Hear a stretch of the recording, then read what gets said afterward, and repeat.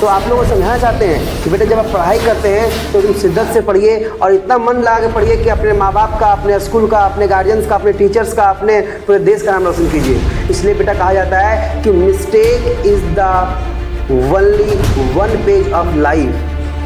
Mistake is only one page of life and relation is the complete book. So please don't lose your complete book for a single page.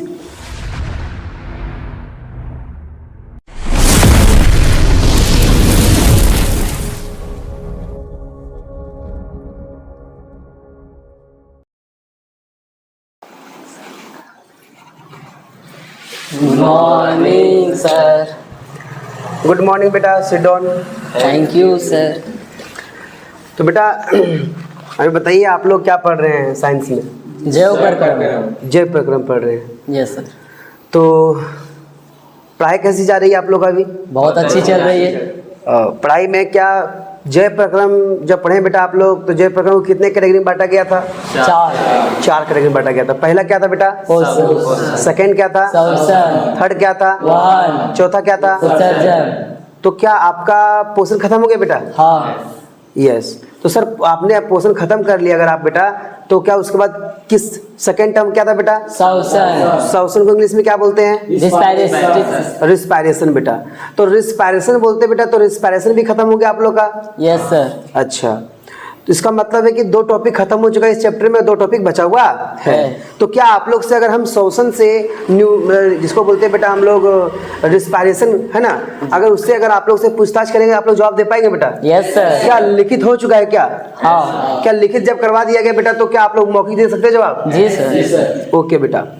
तो देखिए आप लोग 10th के विद्यार्थी हैं, ये पल, ये अवसर बेटा दोबारा नहीं मिलने वाला आप लोग को, क्योंकि आप लोग खुद जानते हैं कि 10th के बाद फिर एक जो स्टूडेंट लाइफ होती है, स्कूल लाइफ जो होती है वो खत्म हो जाती है। बात समझ रहे बेटा मेरे बात? Yes sir. मेरी बात समझ रहे? Are you getting me? Yes sir. हाँ बेटा, तो आप लोग का स्कूल लाइफ हो जाएगा खत्म, फिर आप लोग जिंदगी में चाहेंगे कि स्कूल लाइफ फिर से करें हम, तो उसके लिए बहुत संघर्ष करना पड़ता है जब हम लोग स्कूल लाइफ करते हैं।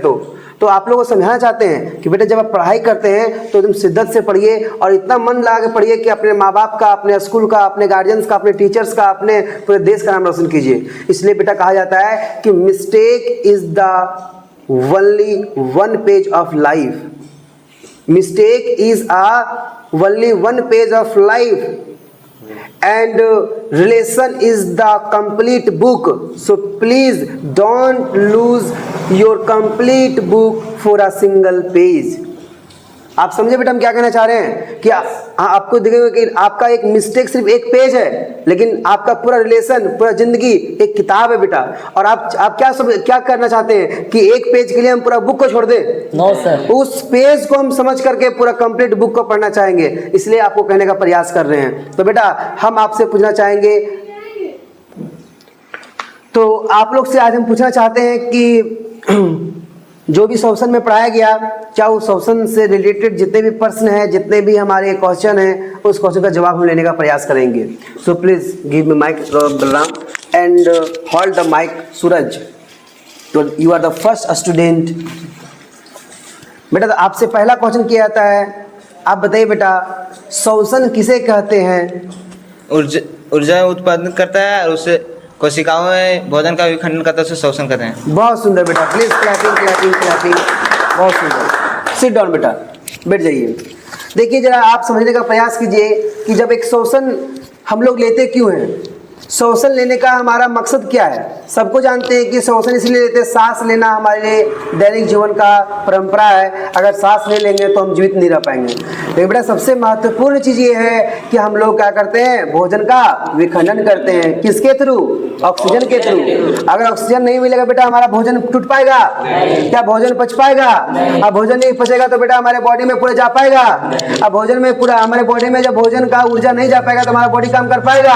हमारा बॉडी पैरालाइज हो जाएगा बेटा, अंत में हमारा क्या हो जाएगा? मौत हो जाएगा बेटा, मृत्यु हो जाएगा। इसलिए ऑक्सीजन बहुत इंपॉर्टेंट हमारे शरीर के लिए, हमारे भोजन का विखंडन के लिए। चलिए बेटा अब आपसे करेंगे बेटा वर्षा, बेटा आपसे कुछ क्वेश्चन करेंगे बेटा, आप बताइएगा। आप सबसे पहले ये बताइए बेटा कि आपको हमारे झारखंड पब्लिक रेसिडेंशियल स्कूल कारूडी में आपसे पूछना चाहते हैं कि आपने झारखंड पब्लिक रेसिडेंशियल स्कूल अकादमी में कितने साल बिता चुके बेटा, आप बताइए। 10 साल। 10 साल बिता चुके बेटा। आप 10 साल यहाँ पे बिताए हैं, तो आप बताइए कि आपको क्या अनुभव हुआ। आप एक छोटी बच्ची होकर आए थे, आज आप एक बड़ी बच्ची बन चुके हैं, जिसमें मैच्योरिटी आ गया है, जिसमें थिंकिंग आ गया है, जिसमें सोचने की क्षमता बढ़ गया है। आप क्या समझे इस स्कूल को, और कितना आप अपने जिंदगी में बदलाव लाने का प्रयास किए बेटा, थोड़ा एक्सप्लेन कीजिए आप। इस स्कूल ने आपको क्या क्या दिया, बताइए बेटा। बहुत कुछ दिया है। बोलो बेटा, क्या दिया है, आपने क्या सीखा बेटा स्कूल से। आपके शिक्षक काम किया आपके प्रति, वो क्या बताए हैं, दैनिक जीवन में कैसे चलना चाहिए, क्या करना चाहिए जिससे आपका मान सम्मान हो, आपका इज्जत बने, कैसे, बोलिए बेटा। शिक्षक ने बोला है कि मेहनत करने से अच्छा शिक्षा मिलता है, और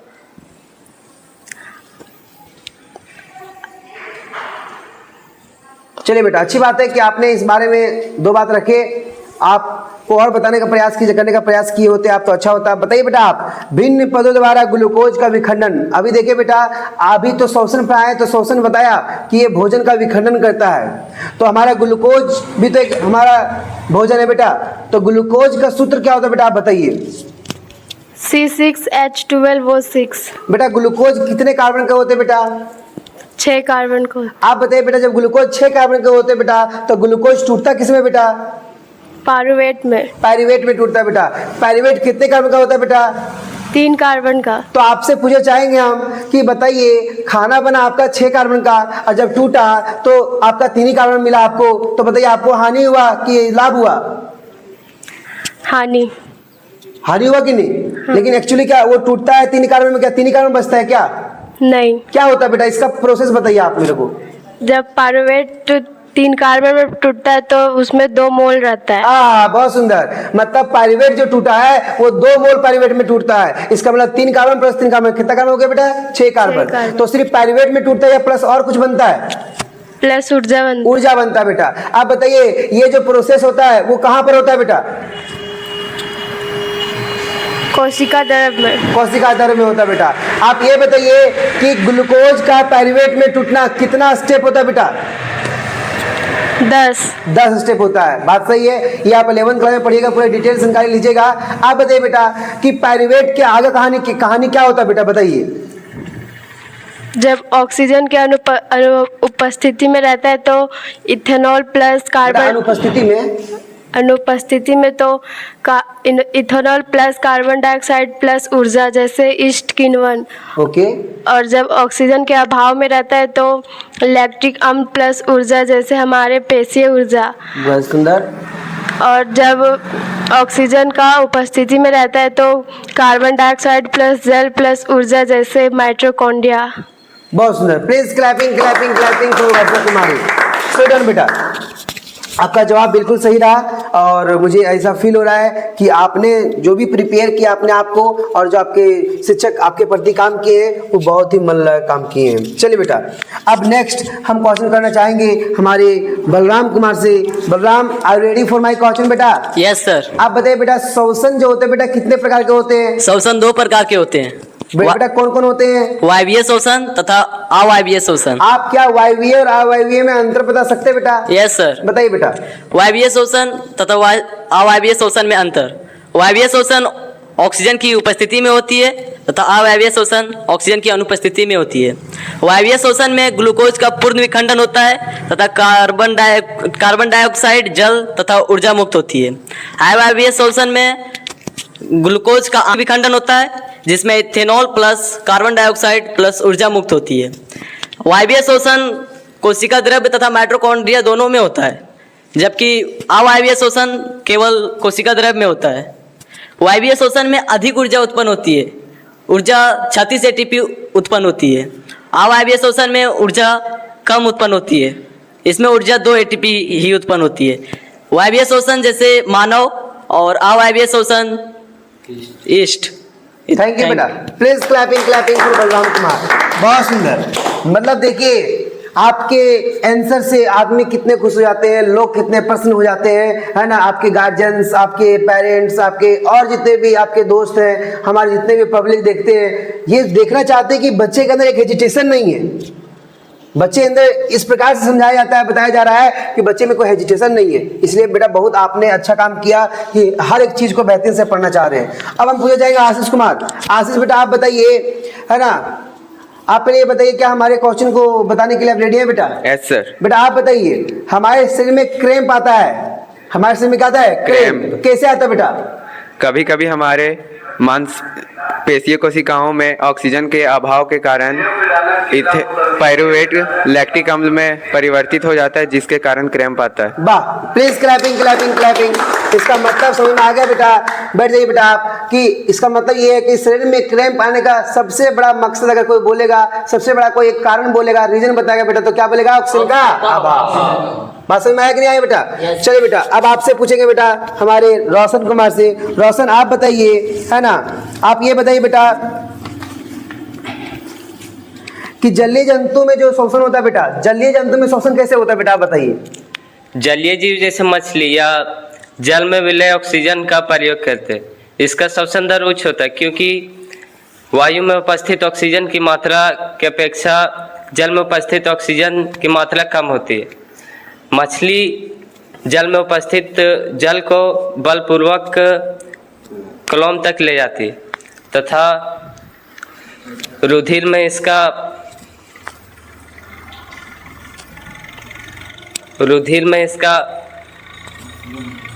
ऑक्सीजन पहुंच जाता है।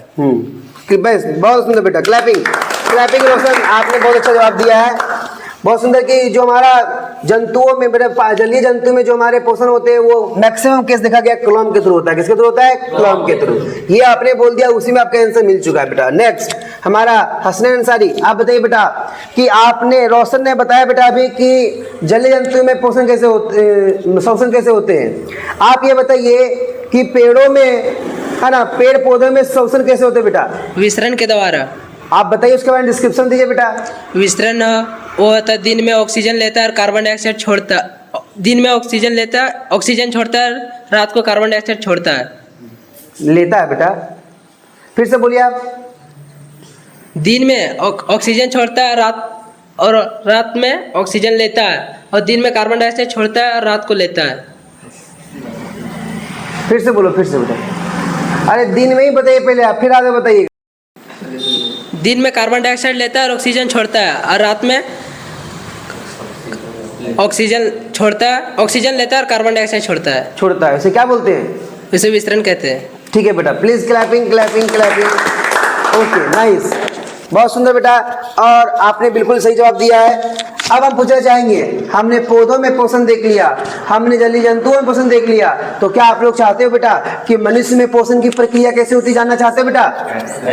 सॉरी, हमने बेटा पौधों में श्वसन कैसे हो बेटा वो देख लिए बेटा। हमने देखा कि जलीय जंतु में श्वसन कैसे हो वो भी देख लिए।